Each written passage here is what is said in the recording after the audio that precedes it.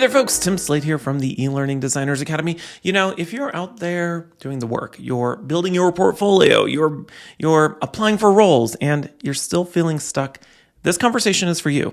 You know, I recently sat down with Mel Milloway, someone I've admired for a really long time, for how she shows up in the industry and how she shows up online to have a real conversation about the power of working out loud. Now, we talk about what it means to share your process, your progress, and your projects in public, not to build a professional brand for the sake of it, but to make sure the work you're already doing is actually working for you. Now, whether you're trying to land your first job as an instructional designer or grow in your current one, or you're just trying to get noticed in what feels like a saturated job market, this conversation is packed with practical advice, honest insights, and real stories about how working out loud can help you get more eyes on your work and your portfolio and lead to more job offers and opportunities you didn't even know were possible. So if you've been hesitant to put yourself out there, or if you're just not sure where to get started, Mel and I are going to show you exactly how to begin in a way that is low pressure, authentic, and not cringy. Now, before we jump in, don't forget to hit that like, subscribe, and bell button down below to get alerted the next time I publish a video just like this one.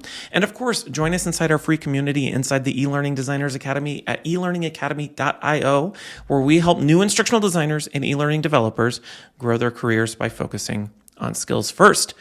So without further ado, let's get to it. Well, thank you so much for joining me, Mel, for this session. Now, I'm so happy to have you, and it's been a hot minute since we've talked, but I don't know if everybody knows this. We've known each other for such a long time in this industry. Yeah, it's been more than a decade because I started. Oh my God. I started in the industry in 2010, but I probably didn't meet you until like 2012, I want to say, on eLearning Heroes. Like we were barely out of middle school when we started in this freaking industry, you know what I mean? Yeah, it feels like yesterday, but it also feels like forever. I know. Well, we haven't aged a day, you know what I mean? So I get Botox though. do you really? Yeah. Oh, TMI for everyone in the That's okay. I don't know if I want Botox, but my partner wants Botox. Well, you don't need Botox, but I just turned 40 this year, so maybe I'll, you know what I mean? We'll get into the Botox. So, well, tell everybody a little bit about your background. Like, who the heck is Mel? Gosh, you've had such a diverse career because you've seen L&D from like all sorts of different angles, from the tech angle with employee-facing training. You did work in customer education and a bunch of other things. You've led teams of instructional designers, which we were just talking about a moment ago, that I don't think a lot of people know, that you've spent a large part of your career leading teams. So tell everybody a little bit about your background.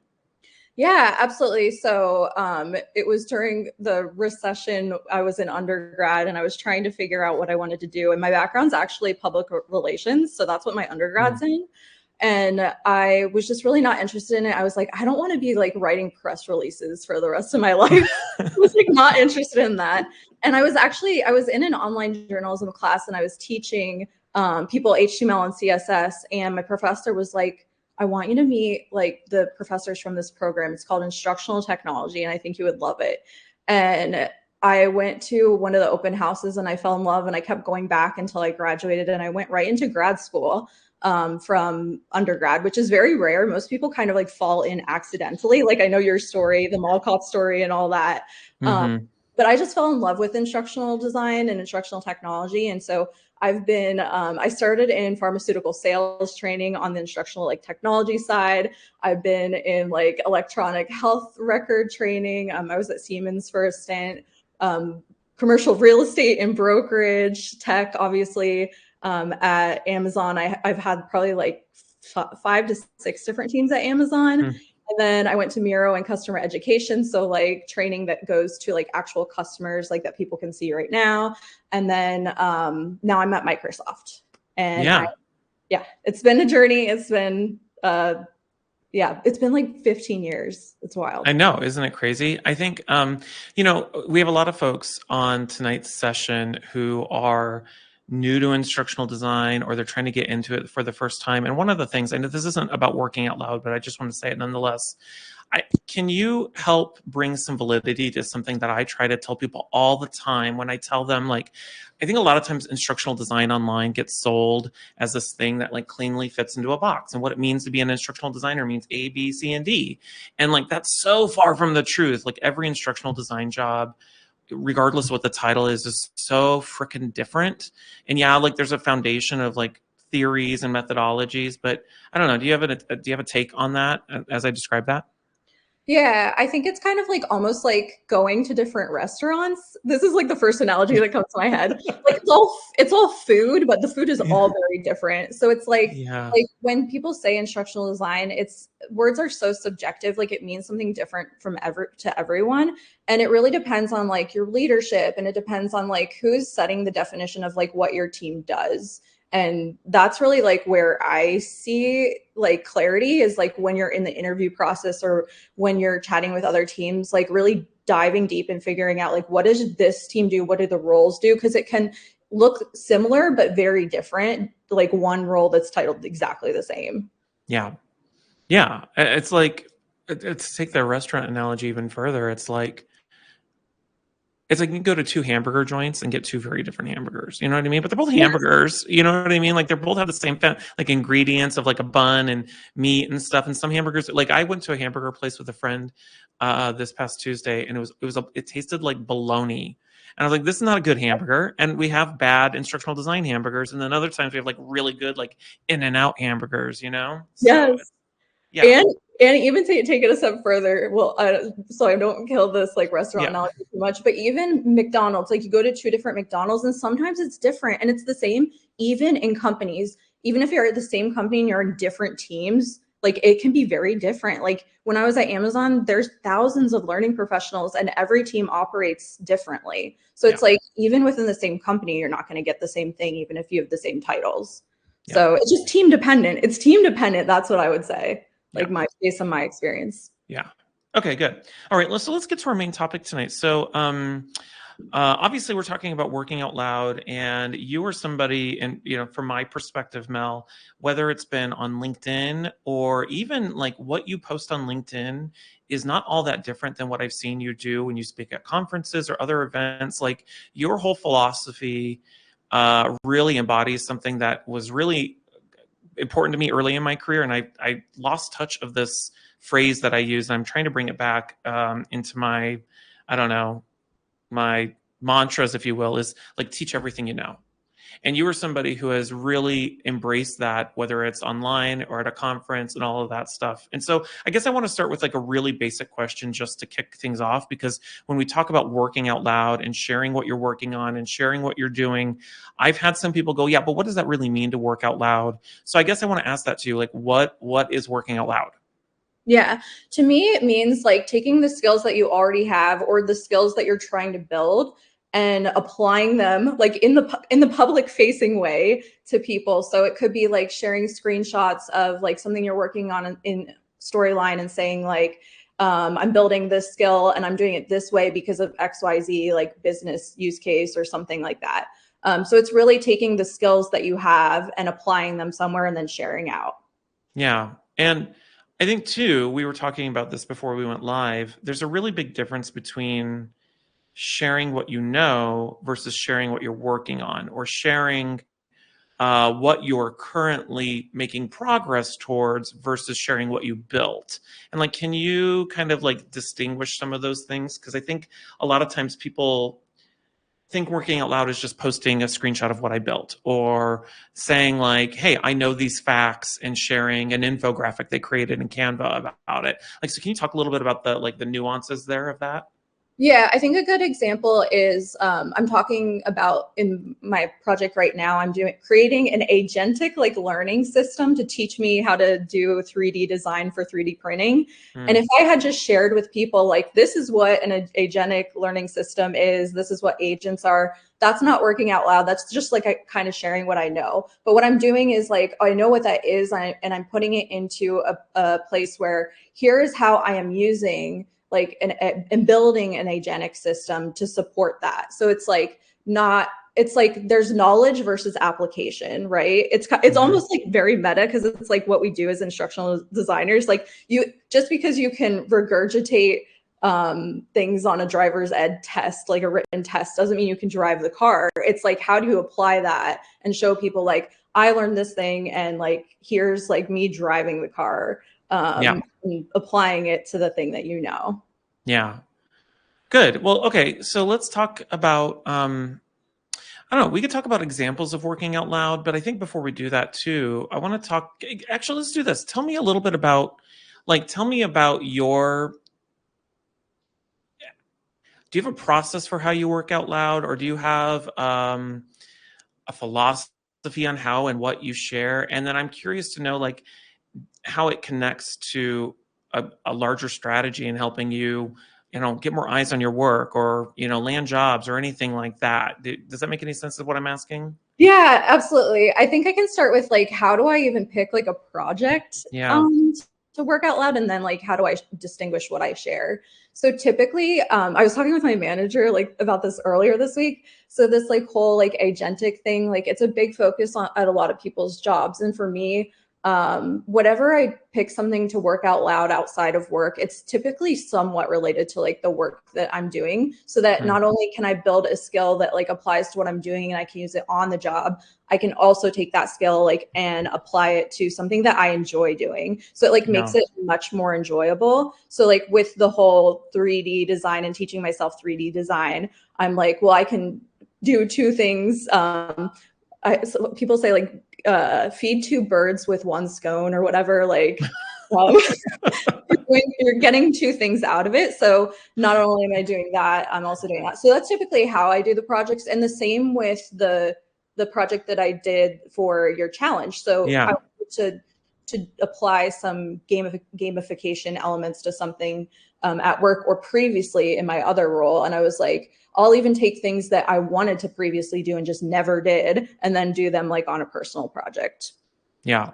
And what does that look like on a really practical level? Like, how do you determine what you're going to post? Is it very much just organically, like you sharing like, hey, today I worked on this and this is what I did? Do you put a lot of thought and strategy into it in terms of like, I'm going to share, hey, one of the things that you did with the course you did for April's eLearning challenge, or it might have been the previous one you were working on with the cat diabetes, which sounds so ridiculous when I say that, but it's a real topic. You're talking like you would do posts like, hey, I'm using ChatGPT as a subject matter expert. Like, how do you determine what you're going to post that day? Or is it just very organic?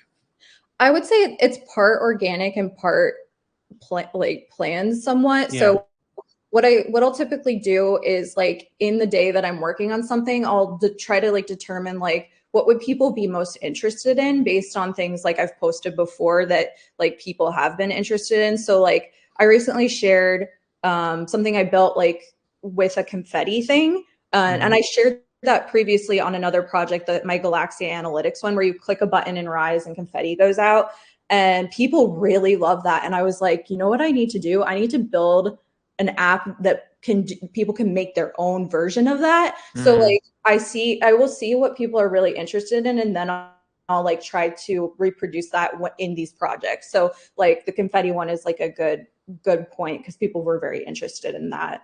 For like this particular project, I think people are probably really, the agentic one, are probably really interested in seeing like, how do agents like talk to each other? Like, what is an agentic system? What does it look like? So like my thought process with that was like, okay, first I'm going to show them like a diagram of how the agents are going to work together, because that will give like a clearer picture. So like some of it's trying to figure out like, what should I demystify for people? What will help people? And what would just be interesting to people? Yeah. Okay, good. That's like so cool, right? Okay, so like let's go back to like when you were first starting in this industry, and let's say you're somebody who is like maybe you're creating your very first project for your portfolio, and you have no idea what people might be interested in, or in like in your case, you do a really good job of like trying to share what you're working on, but then also try to like get in the angle of like, how can you do this too? Because you've kind of evolved into I'm not just sharing what I'm doing, I'm going to share what I do and help you. Like, so if somebody's just getting started, how can they take that same philosophy of working out loud and like apply it to their first project? What might that look like in contrast to like the crazy cool stuff that you're doing? Does that make sense? Yeah, I think like the one of the first things would be like start with a goal. Like what's the goal of your project? Like is it to build a skill for a role you're currently in? Is it to get hired somewhere? Is it to just like it's something you're just interested in general? Like figure Mm-hmm. that out. And I think that can kind of guide you on like the type of project that you're working on. And then I would say something that I did a lot early on, once I figured out what projects that I was going to do, I looked on LinkedIn and Twitter at the time because that Yeah. it was a different world. I looked to see like what were people like liking the most, like what maybe what you were posting or what like Kristen Anthony was a really great at sharing and working out loud. Like what were they posting? So like looking at other people and seeing like what are people interested in, drawn to based on like the likes, the comments, all that kind of stuff. Yeah. I think too, like it could be such simple examples. Like I think about, let's say you're working on a storyboard or something, like just sharing the storyboard, even if you just share a screenshot of the storyboard and explain why did you decide to do a written storyboard versus a visual storyboard and how that's helping you get from point A to point B, or why you're designing a scenario the way that you're doing it. Like those are all valid examples of working out loud, even if it is simple, even if it is your first project, or even if you still don't even know what you're doing. I think too, I think a lot of times people hesitate because they feel like, well, who am I to be like, who am I? I'm not an expert in this stuff. So who am I to be sharing what it is that I'm working on? Because like, what if I'm not doing it right? Like, what would be your response to that? Or what would you tell those people? Yeah, I was just speaking about this with someone earlier. And I think it's really, really, really so hard because I'm not quiet and I was so quiet in high school. Like I was horribly bullied like at one point and I was just really quiet. And now I'm like, I'm very loud and I'm sharing. And I think like find your community and find people who are supportive. There's always going to be haters. There's always going to be people who will put you down, but do it for you. Like put your stuff out there and find your community and your people, because I've always felt like psychological safety in our community. Like there's some people that are going to be haters, but like people want to see your work. Like they want you. Most people want to champion you and see the work. And I think if you can keep that in mind, that you're not only going to help yourself, you're going to help other people, and other people will see your work and also want to share. I think that's important. But yeah, there's a lot of fear. Like sometimes I even I'm like, oh, I'm like, this sounds like cringy. Like what? Like I'll like take a minute and like think about if I'm going to post it. And sometimes I'll even go back and forth with like ChatGPT and be like, is this a good idea or a bad idea? I will one of the things that I do now with ChatGPT is I'll take a post and I'll be like, tell me, like, where are people going to, like, I hate when people play devil's advocate online. And I'm like, where are people going to play devil's advocate? Because I need to address it head on or whatever. But did you see the troll who came at me this week about, oh, yeah. So I had that this week. I shared our video. It was my video of your project review. And I had this guy come into my comments on LinkedIn. It's still out there. That's the other thing too. Like I've been embracing this new thing where I'm like leaving the bully comments out there because I'm like, I'm gonna let you be embarrassed. So I'm gonna leave it there for you. And he came at me with these like, and he was like rage commenting. He commented and then he commented like 6 times. And I was like, all right, time to go to bed, buddy. Like, bye. And he like rage commented. But I share that because to your point, like when you choose to put yourself out there, there are always going to be trolls and people are going to like grab at you, or people are going to poke at you, or people are going to try to like prove their superiority in something by telling you why what you're doing isn't right or wrong. And I guess what I want to say to the people who are here watching, because I know that's a huge fear for a lot of people, is like, you don't owe anybody an explanation for what you're doing or what you're sharing. And like, yeah, that one person might be somebody who has a lot of experience and they might be respected in some circles, but like the rest of us are there to cheer you on. You know what I mean? And you don't need to be an expert to share your experiences. Like that's the other thing too, is I think a lot of times people feel like, well, I'm not an expert, so who am I to be sharing it? It's like, you don't need to be an expert. Like, I don't try to be an expert in anything. I'm sharing my experiences, and nobody can argue that, you know? And that's what the block button's for, you know?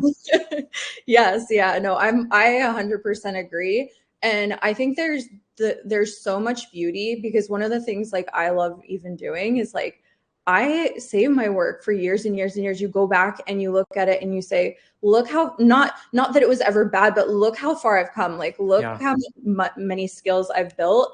And like other people can see that too. And I think that drives me, right? Because I know any project that I start where I don't have a skill, like I'm working towards building a skill and I'm working towards it. And it's just like everyone starts somewhere. Not everyone is like born Taylor Swift.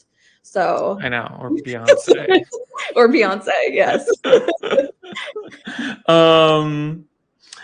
By the way, the Cowboy Carter tour and the Renaissance tour, I just got back from that. It's like the closest thing I've had to a religious experience. I just wanted to say that. So on that note, what was I going to say about that? Oh, now I lost my train of thought. It's ironic too, because I think what I want to say about that is there are some folks that I've seen in this industry who will, I'll take a really simple example. Somebody was creating a graphic. This was a couple years ago. Somebody was creating a graphic that they were using in an e-learning course, and they were creating in PowerPoint, and they shared the screenshot of what they were creating in PowerPoint. Yeah. And some miserable person in this industry came and like blew them up, and they were like, well, PowerPoint's not a professional graphic design tool, blah, blah, blah, blah, blah.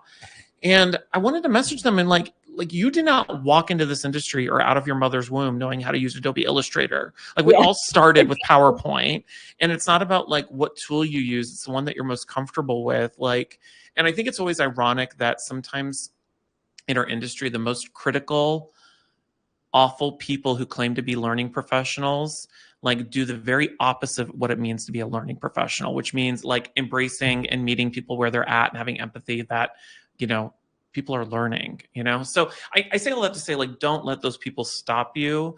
It sucks when they come at you. Block them. I was going to say, block those mother effers, and like the rest of us are there to support you, you know? Would you agree with that, Mel? Yes. I agree wholeheartedly. Anytime, my philosophy is like anytime someone writes something that maybe like I don't agree with, either I just like that's kind of mean spirited, like you can tell it's mean spirited. Like I don't answer, or I ask a question like, oh, that's so interesting that you say that. Like, can you tell me more about it? Or like, oh, what an odd thing to say. Like, what was your thought process on that? Like you can know when I'm like, I know you're like, you can know when people are trying to get a rise or like, you just ignore people. Cause I don't, it for me, like if I ignore people, it just like leaves my mind like 2 seconds later. So. I know. It's annoying. It's something y'all have to deal with, and just know that like, you know, you don't pay those people any mind. That's what I want to say. Let's talk about this. So one of the things I want to make a connection for with people here tonight is that working out loud is really not about like gaining more followers on LinkedIn or trying to become an influencer. Like I think a lot of times people misconstrue being active on social media or on LinkedIn as trying to be an influencer in the industry, when in reality, it's you in a value added way, marketing what you're capable of, marketing your process, and then like full circle, giving people a reason to go back and view your portfolio. Because I think one of the things that a lot of people do, I've seen this firsthand, is that people will create really beautiful portfolios or samples of work, and then they don't share it. Like they don't give people a reason to go view that stuff. So can you talk about how like working out loud like contributes to your goal of getting people to see what you're capable of doing, and maybe going back to your portfolio? And I know that seems like such an obvious question. Like, can you walk us through it like we're all 5-year-olds? Yeah. First of all, I will be like the first one to criticize my portfolio. I'll let you know why it's not a great portfolio. I have like a portfolio. You have the funnest portfolio. Are you kidding me? I'm putting a link in chat. It's fun, but what I would say that people's portfolios should be that mine does not do, because this is what I keep saying I'm going to do and I don't do it, is have more of like case studies where like my portfolio items, when you like click on them, it has like, here's what the business goal is. Like especially if you are looking for a new role, like focus on the business impact, like if you can, like that's one of the most important things to do, is like focus on, like, even if it's a fake business impact, like showing your thinking and logic behind like that, like business impact, scalability, reusability, like all the things that like leaders are looking for. The more you can highlight those things in your actual projects, the better.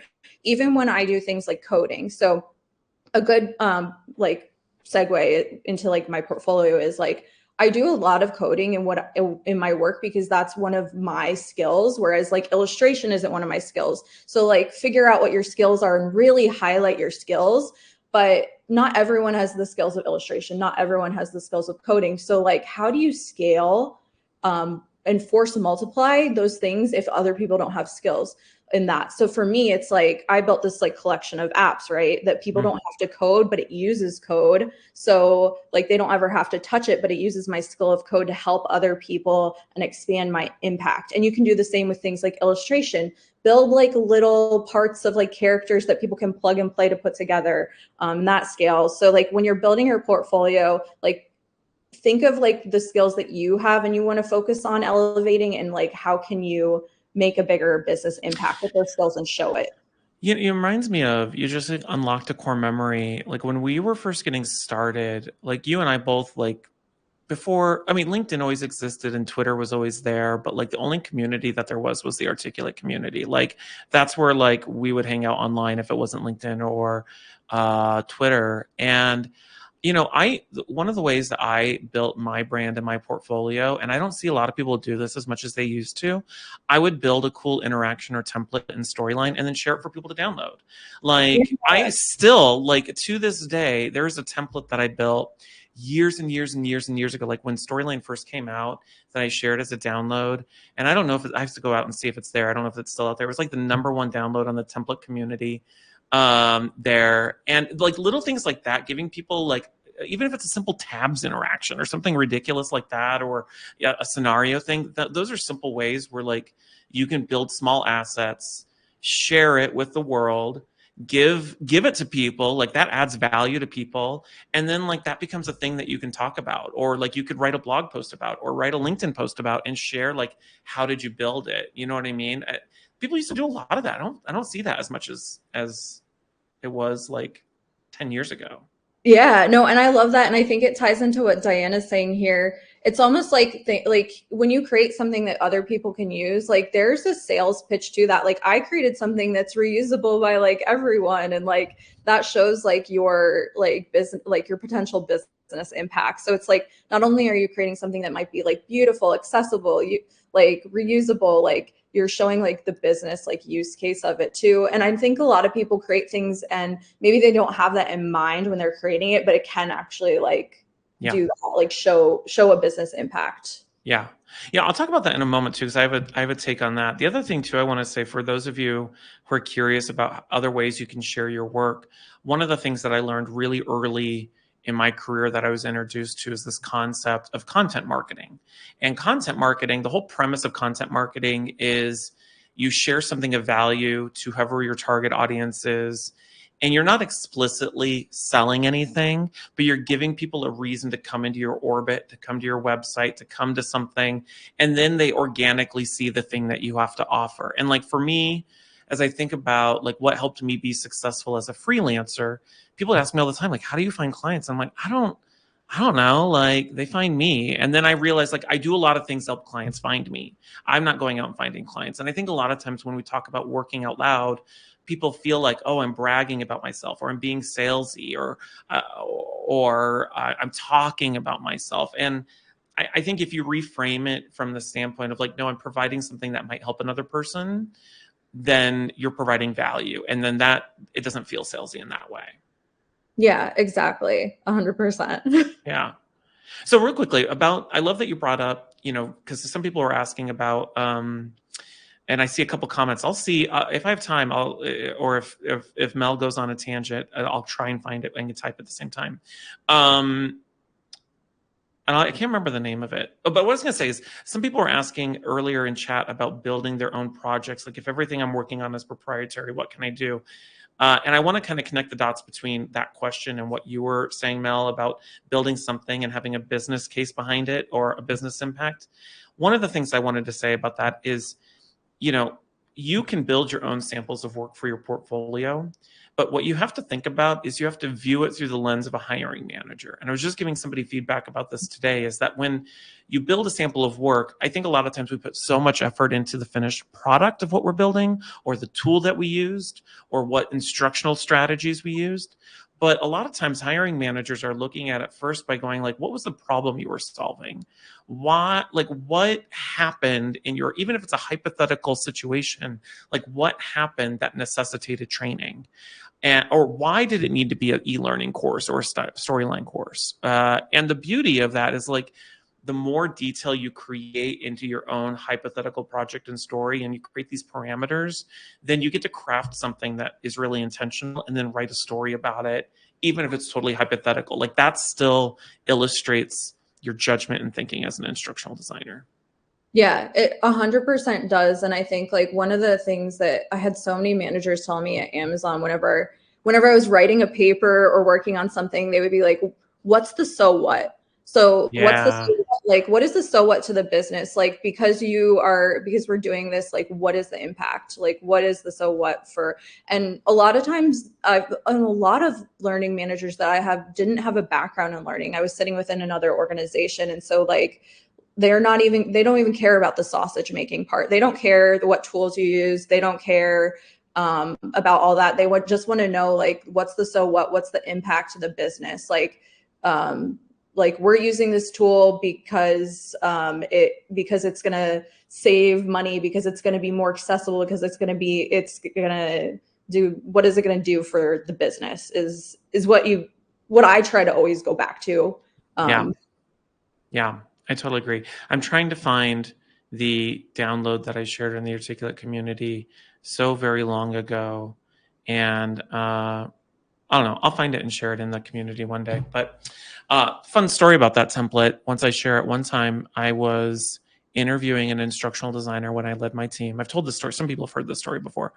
And I'm curious to have this conversation too, Mel. Like, what do you look at when you're looking at a portfolio or when people are sharing their work? Like when you put your hiring manager hat on. But the fun story is I was interviewing a candidate and we were looking at their portfolio and there was a sample of work. And I'm like, gosh, I've seen this before. And I was noodling on it, and I went home and I went to bed. And the next day it dawned on me that the person used a template that I had created like 10 years ago and put for download in the storyline or in the Articulate community. And then they used it to create their sample of work in their portfolio. So it was probably awkward for them and I got a good laugh out of it. But like, what do you look at when you're looking at like people's portfolios, or when you're looking like as a hiring manager, when you're looking at what people are sharing on LinkedIn, like what are you looking for?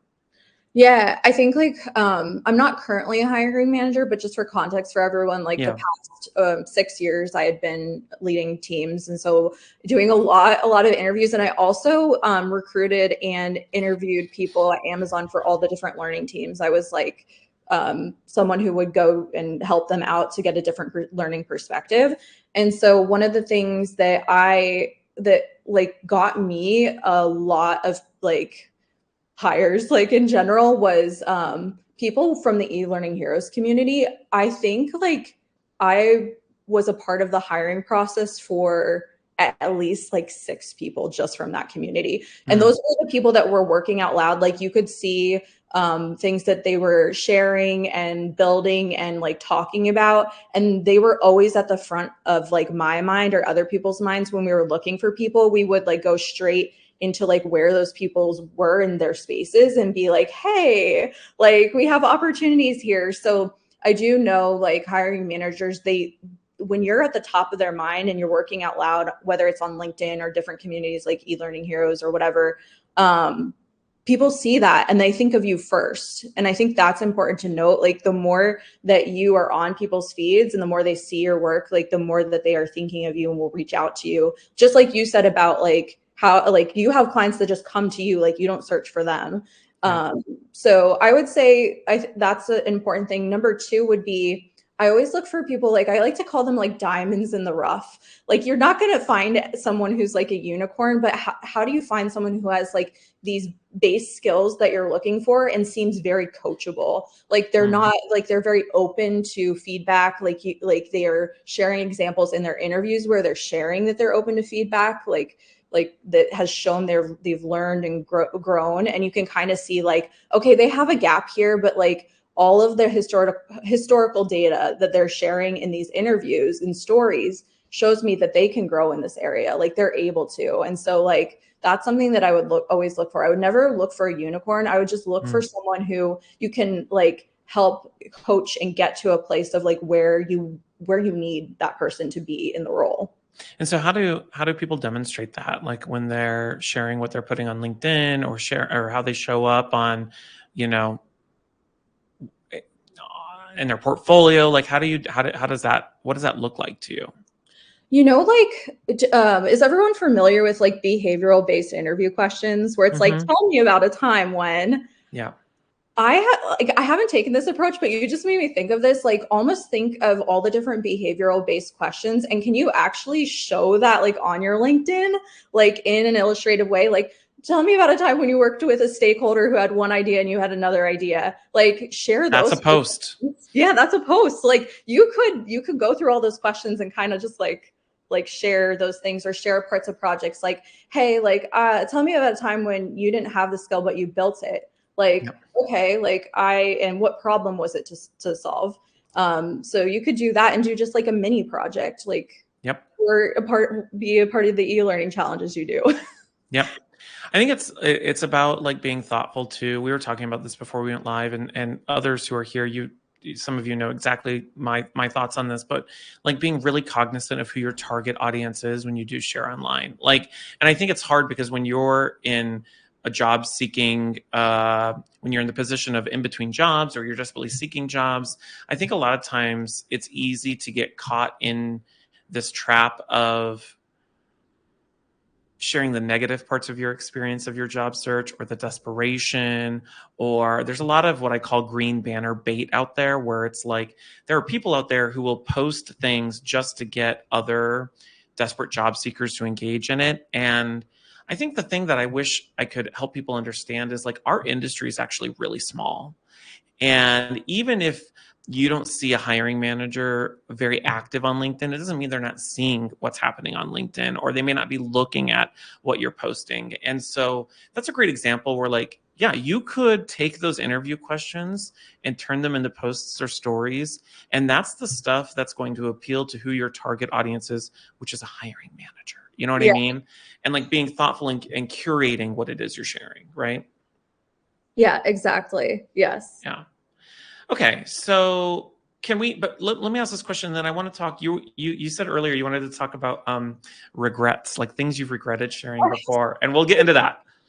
What'd you say? I have so many regrets in life. Okay, good. Okay, but before we get there, I want to put a bow on this one. What are some other practical, tangible ways people can work out loud? Like we talked a little bit about like taking those behavioral interview questions and writing a post. What other ways can it be? Could it be like recording a Loom video and posting that Loom video of some, like, what are the ways that people can do that? Yeah, I love the idea of a Loom video. A Loom video, it could just be screenshots of like a document you're working on. I post screenshots of like documents and then I'll put like in the alt text, like what it says.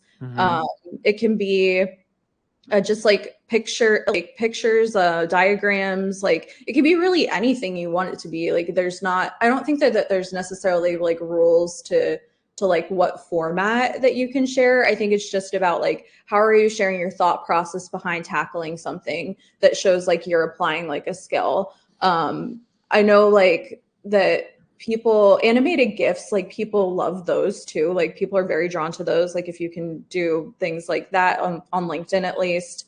Yeah, I don't know. I'm trying to think of like what other things. I'll give an example. I just remembered one, and I can give a tangible result to this Yeah. too. So I have a student, some of you know him in the chats, a student in our cohort program. His name's Paul. He is from Australia. And we were on one of our weekly calls. This had to have been not even 2 months ago. And one of the things he was hemming and hawing over was how to like how he wanted to get into video editing work. That's what he wants to do, video editing in Camtasia. And he was like, how do I reach out to clients and let them know the service that I offer?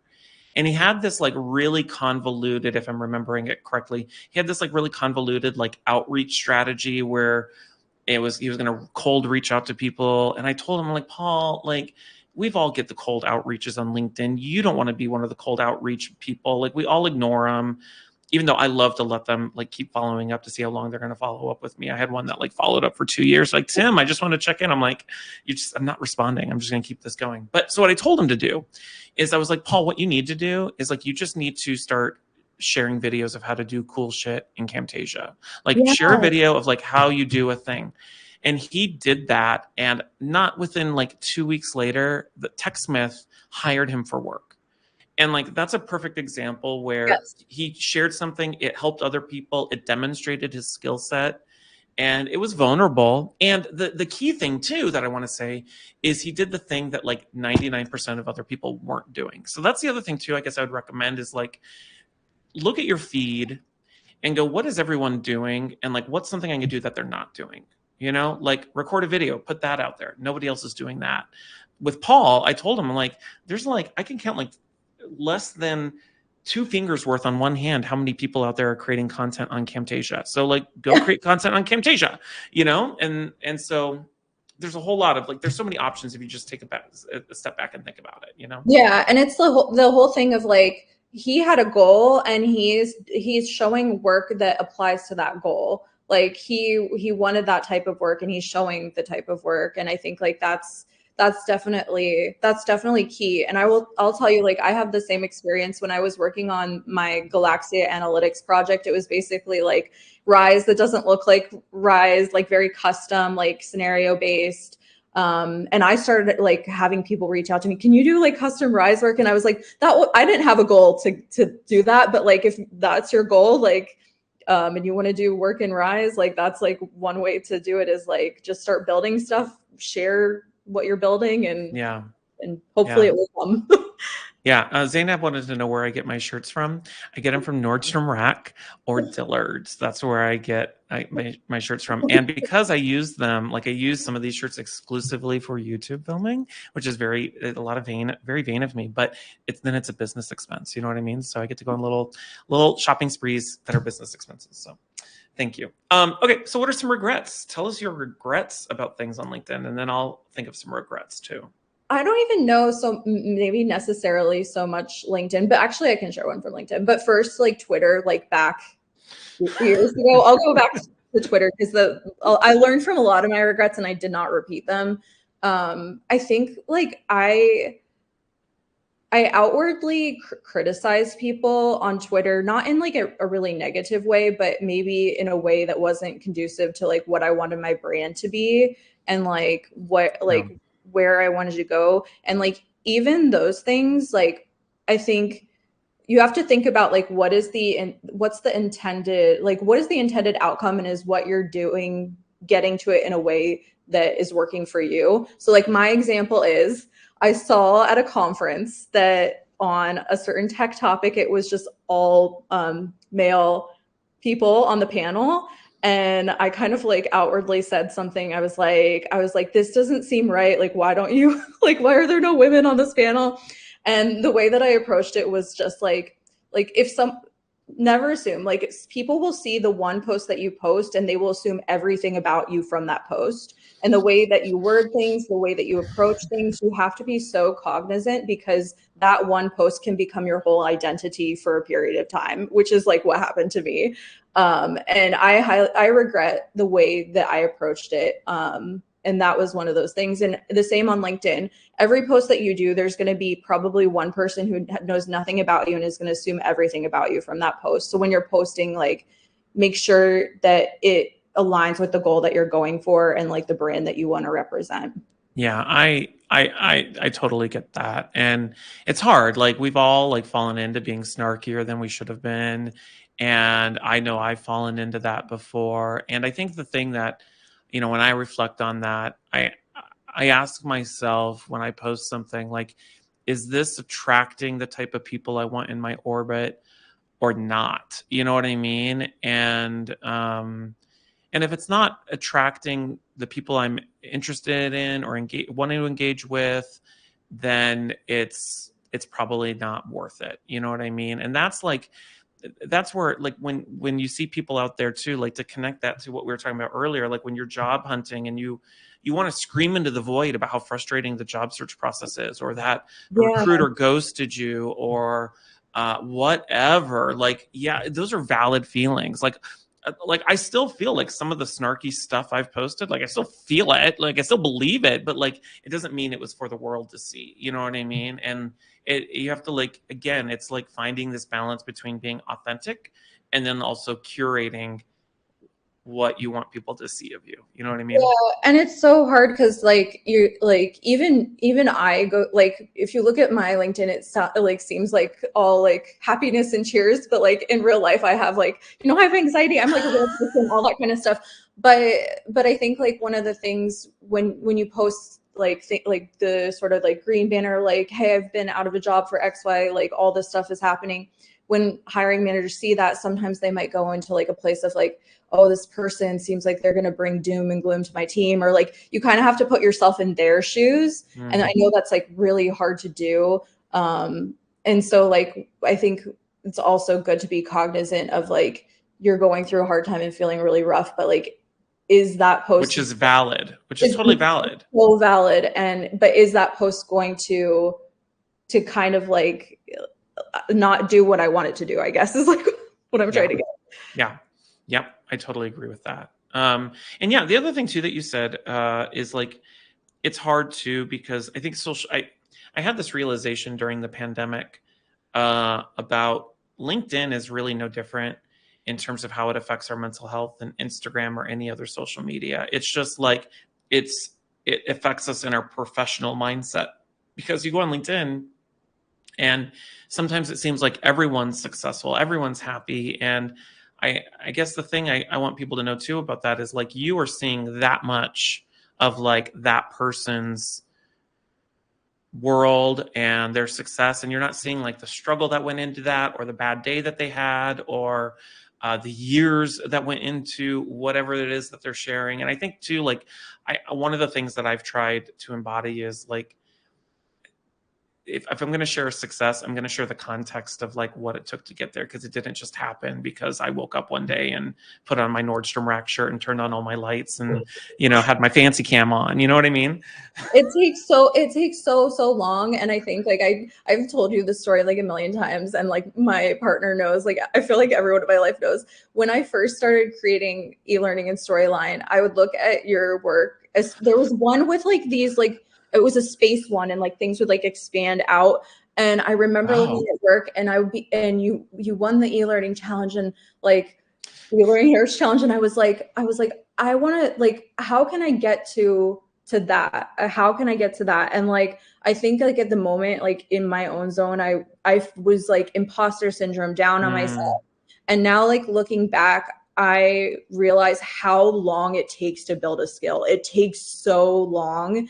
And like when you see something polished, like people have put in the hours, like they've built skills or they've brought skills from other places. And like don't get down on yourself. Like it's a journey, truly. I know that sounds like very cringy, but Yeah. it's Yeah. a journey.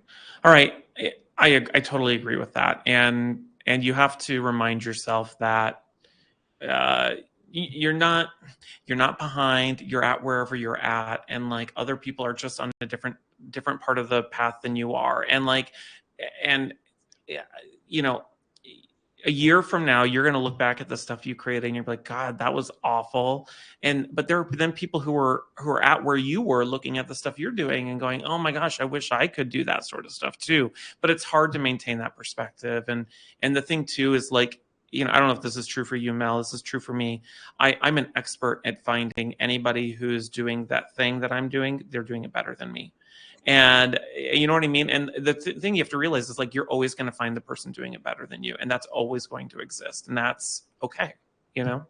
Yeah, no, it's definitely okay. And I feel like it's almost like one of those things where I learn from other people. Like the last challenge that you had, the e-learning one I went through, that's like Simpsons kind of themed. Yeah. I was like, oh, I wish I would have done that. Or, oh, I'm going to do this on my next project. So like you see things that other people are doing and you're like, oh, that's really good. And you get inspired by pieces of it and you take it and you build on yourself too, which I think is really lovely, because it's like, I don't know, it's like the whole community coming together. Like we all build on each other and help each other by sharing.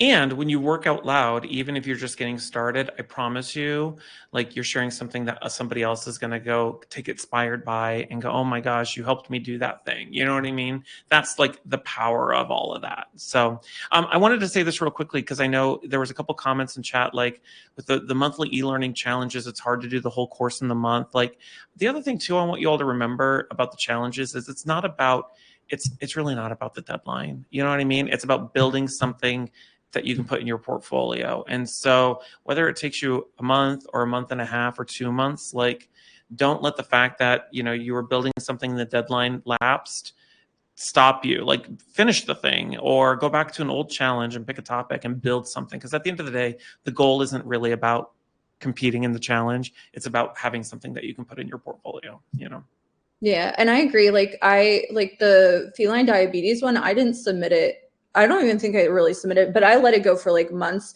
Like I go through streaks in my life. Everyone's busy. Like this week, like half the week, I wasn't even on LinkedIn. Half I was on like a lot. Like you just do what works for you and flex. And I think like the hardest thing is making a habit of it. It doesn't have to be an everyday habit, but some kind of a habit to create something, even if it's like really small. It doesn't have to be huge, but yeah, like for me, it's more of like the habit versus like how much. Yeah, totally agreed.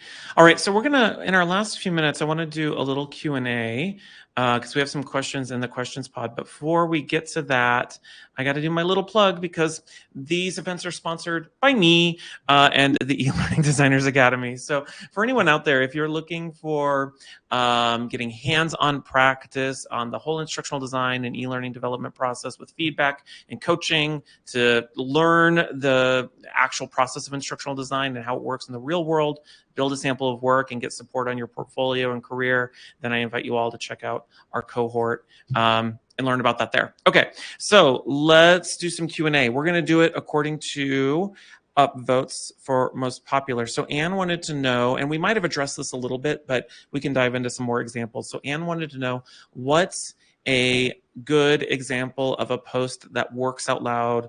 What's a bad example? I guess here's what I'll try to minimize it, and then Mel, if you have a take. A bad example of working out loud, in my opinion, is, I'm going to give two examples. Look at this badge I earned. Okay, like, what did you build? What did you learn to build with that badge or that skill that you learned? Don't share badges or certificates. They're great, but that's not working out loud. I want to know, what did you learn to do? So that's that one. And then the other one I would give is like just showing the finished piece of work. That's not, I mean, that's fine. Like that should be part of the work out loud strategy, but I want to see like where the posts that led up to you sharing the final piece of work. I want to see the process, Do you have any take on that, Mel? Additional? Yeah, I plus one on the process, and I think it's something that I could do better. Like I want to share more with people like what didn't work, because I'll share like the steps to the steps of like what worked, but like I'd love to like be able to share like, this is like the stuff that I went through for like 5 hours that like I was like, I can't do this anymore, but then I kept going. I love that. I'm going to be sharing a video. I'm working on a video for next week, and I've been trying to use Google Flow, their new video generator, to create this like simple 30-second scene. And I have spent the past 2 days trying to get it to like generate the most simplest thing. And I think I want to share that because I think specifically with AI, all we see is like how AI worked perfectly. And I'm like, you don't know how long I've been prompting this freaking thing to like have somebody just look at a camera and like nod their head or something. You know what I Yes. mean? That made me think of something. This is something I wanted to share working out loud, but I'm a little bit afraid of judgment, but I'm going to share it right now. Safe Yeah. space. I use this AI like vibe coding tool. It's called Replit. So you just tell it what to do and it builds you like different apps and websites and things like that.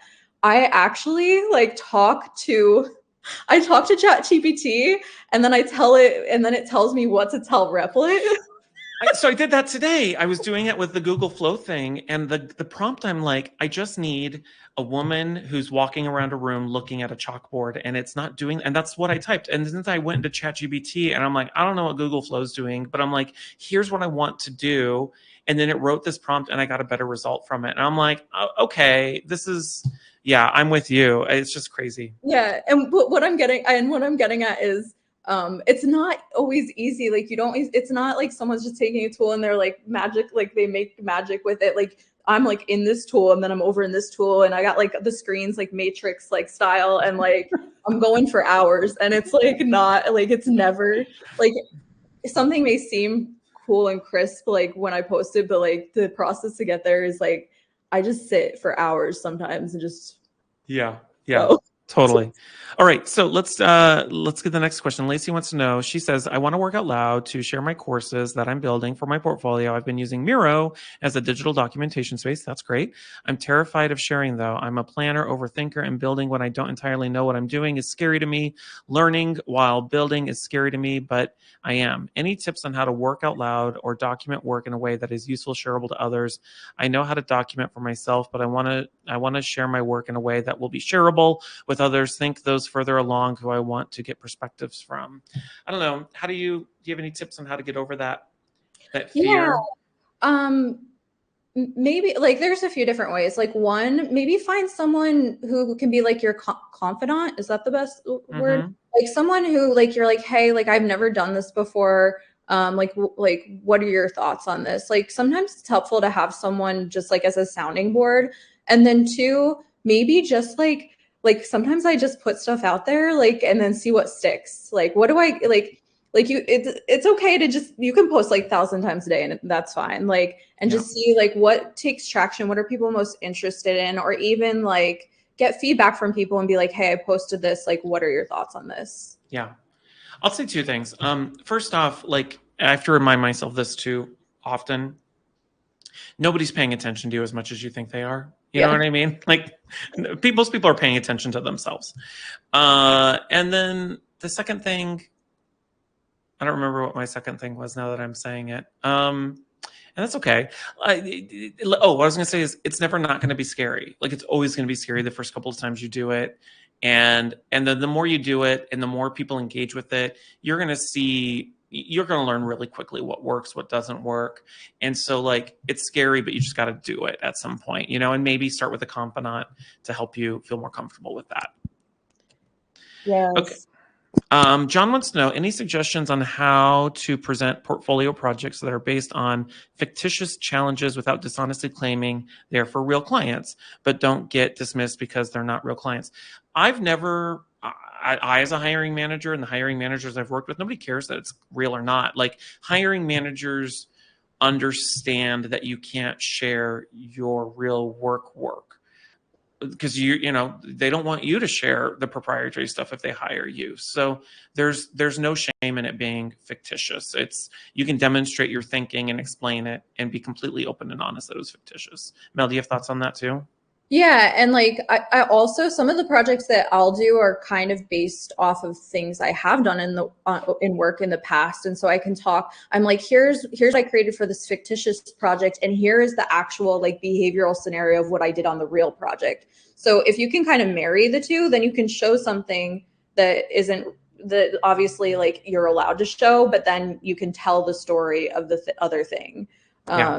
So yeah, that's helpful for me. Okay. We will do one more question. So this one comes, and gosh, I know this is a different name to pronounce, and I know it's not Tanya, so I apologize. I know it's not Tanya. Feel free to correct me in chat. Okay, but the question is, this might be a Pandora's box question, so buckle up. I am buckled into my chair. Other than LinkedIn, in your experience, where else could we effectively work out loud? Mel, you mentioned community, but personally, LinkedIn still does not quite feel like my community yet. It's a mindset thing. How could I overcome that? Is there a matter of curating my network a bit more strategically? That's a hard one. I mean, I don't know. Do you have takes on other places? There's Articulate community. There's our community, my community. There's YouTube. I don't know. Do you have thoughts? I don't know, because it used to be for me, it used to be Twitter. Twitter, yeah. And there's not been a replacement for me that I've made a habit of going to. So I feel like I don't have like a good answer. Like I'm a LinkedIn girly. So yeah. So that's not a great answer. But yeah, for me, when I first started on LinkedIn, I kind of like made a list of people that I wanted to connect with. Like find the people who you like look at their work and you're like, that's where I want to be, or I'm interested in this, and like connect with those people. Like that's something that I was really intentional about doing early on. Yeah. And it's Tina. Thank you, Tina. Yeah, here's what I'll say about LinkedIn. And let's close with this, because I wanted to ask this question and I forgot. If you have an extra minute, Mel. Yeah. Okay, so with LinkedIn, you may not feel like it's your community yet, but here's what I'm going to say. The more you interact with it and post and connect with the people that you want to be connecting with and liking their content and commenting, LinkedIn is going to feed you more of those people who are going to be in your community. LinkedIn is like any other social media platform. The stuff you interact with and like, it's going to keep feeding you more of that. And so it may not feel like it, but the more you interact with it, the more that community is going to find you. The algorithm will work for you. But that's the same thing too. Like I often tell people, like, you know, if you're a job seeker, if all you do is create a community and interact with other job seekers, then you're just going to be like in this pool of people thinking nobody's getting jobs. It's like, no, LinkedIn's feeding you people who have no jobs. And so that's why, like, the algorithm, right? Like interact with, I always say this, like connect and interact with people who are doing the shit you want to be doing. You know what I mean? Yeah. Okay. So go ahead, Mel. Oh, I was just going to say, one of the things, like being on Twitter before and being on LinkedIn now, like in the community that's there, I just like when I go to conferences, I get to meet the people that I connect with. Like you do truly build like relationships with people. And like to go to ATD or DevLearn or whatever and walk down the halls and someone waves at you and you're like, oh my gosh, that's so-and-so, like they're real in real life. Like that's like the best feeling ever. So I just want to say, like, you can get there with like LinkedIn. And to what you said, Tim, like those are good steps. Okay, last question I have for you. So can you provide, and I have thoughts on this too, like real tangible technical tips about like how to get more visibility on your posts on LinkedIn? Because I think we all have our own different ways of gaming the algorithm to work for us. How do you game the LinkedIn algorithm? Yeah, I don't know if it's necessarily gaming it. It's totally gaming it. I did have someone who was very close to LinkedIn tell me what I was doing correctly. So I'll share what they shared with me. Oh, secret. Yeah. So anytime someone puts a comment on your post, reply to them and ask, if you want more engagement, ask follow-up questions. And then you rise up in the algorithm. The more comments that you can have going in, the more findable that you're going to be. So like the more engagement that's on a post, the higher that you get up on LinkedIn. So yeah, like, I respond to everything. Yeah. Always. And I respond to everything. Like I wasn't aware of that at first, but it was mostly because like I want to honor people's time for reading my posts too. Like that's important to me. If someone's reading it, I want you to know, like, if you're taking the time, I'm trying to take the time to respond to you. Sometimes I can't do all of them, but like I try my hardest. But yeah, that's like probably number one, is like create as much engagement as possible. Yeah. Okay, I'll give a couple. anytime you tag another person, LinkedIn, for whatever reason, is not going to want to promote that. I find that odd. Anytime you include an external link to something, and it depends on what I'm posting. So a lot of times you'll see me, I see you do this too, Mel, like link in the comments, right? Because LinkedIn as a social media platform doesn't want users leaving the platform. So a lot of times people will put the link in the comments so that that games the algorithm. Use hashtags, and I only ever use 3. It's eLearning, instructional design, learning, and development, and that's the only ones that I ever use, and they work just fine. And then anytime you share an image or a video, that always helps too, And then if you reshare posts, those never get any sort of engagement, hardly ever. I'll usually like take a screenshot of the post and then link to the original post. But those are little things like, again, sharing and working out loud. You kind of have to learn how to think like a little bit of a social media person, a little bit of a marketer. And those are skills you develop in time as you continue doing it. So, yeah. All right. Thank you so much for doing this, Mel. I really appreciate your time. I encourage you all to go connect and follow with Mel. She does all sorts of crazy cool stuff that's like way beyond me at this point. Like, you do crazy stuff, Mel. I don't even know how you created that stuff in Rise. How can people connect and follow you besides LinkedIn? So obviously LinkedIn. My website is melmilloway.github.io. And I feel like that's right. That's it. That's cool. Okay.